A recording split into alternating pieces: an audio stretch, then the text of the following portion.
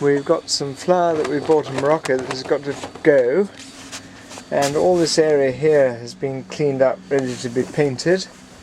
We have an incredible white surface. That's a bit of deck paint down now, and that's taken me all day, believe it or not.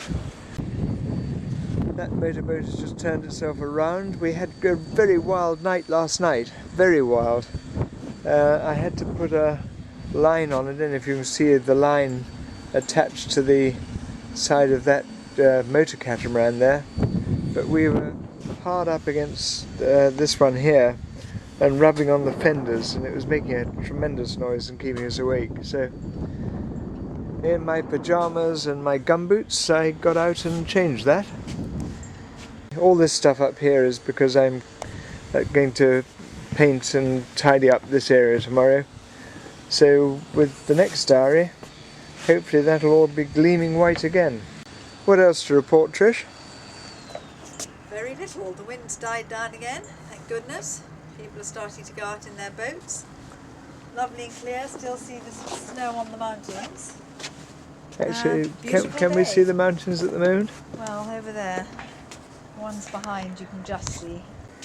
Friday tomorrow, so we hope at the end of the day to get our Garmin chip, which will give us the information we need to go on from here. Then we'll set off on Saturday when the winds are forecast to be good and the weather good as well. So, another report tomorrow. Generally speaking, Trish is working like a slave inside still, getting all the mould off. And we've just heard that the chip has arrived at the Chandlers. We're hoping to get some gas at 5:30 and some more information on the ports en route from a pub this evening. But as you can see from the Spanish flag that's flying up there, there's a good strong westerly now, actually slightly a southwesterly, and that'll speed us on our way tomorrow.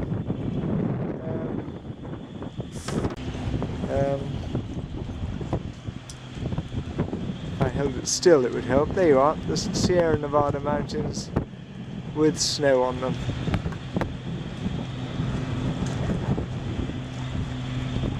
And the tower in close-up.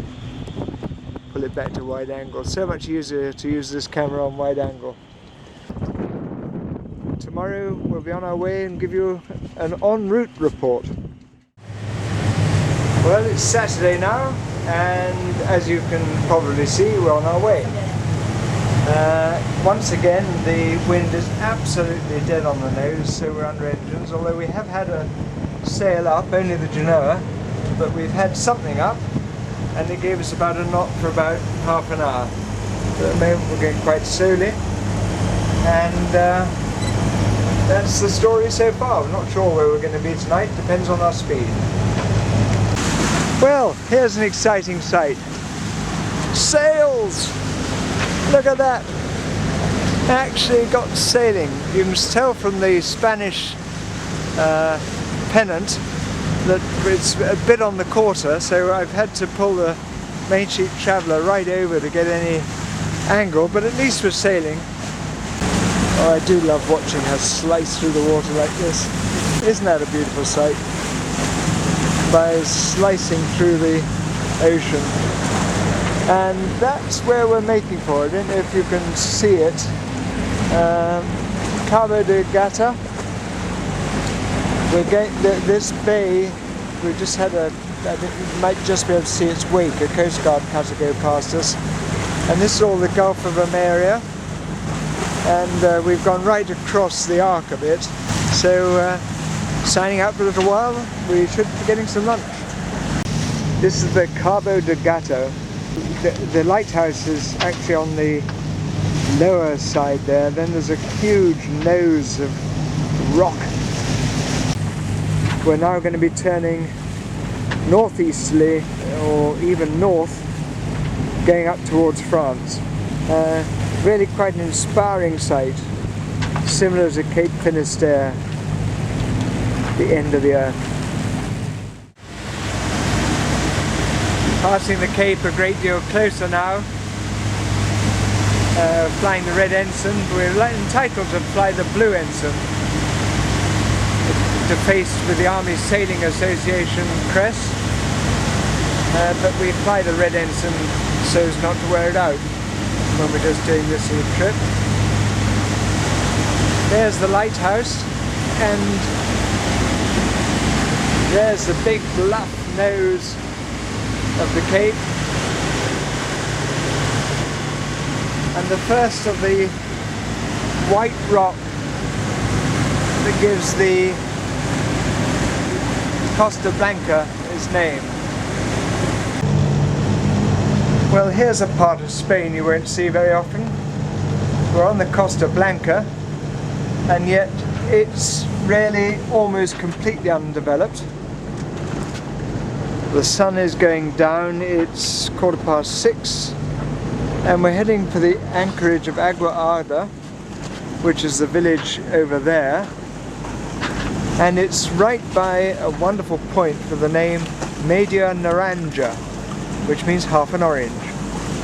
Now I know that media means half in Spanish. My media friends will never be the same to me. Anyway, also behind it you can unfortunately see a load of pollution, which is probably why this coast isn't too attractive, because there are some factories round the half orange. But for tonight we hope to be safely anchored by this little, what must have been a fishing village originally, in a completely, apparently, unspoiled area. It's now 7:15, and we've enjoyed a most glorious sunset, which is still dappling the cliffs. And there's the little village, and Trishy's keeping a cunning eye on the anchor chain at the moment. Our speed over the ground, according to the GPS, is 0.0 knots, which is really what you want at anchor. So, it's a good night from Media Naranja.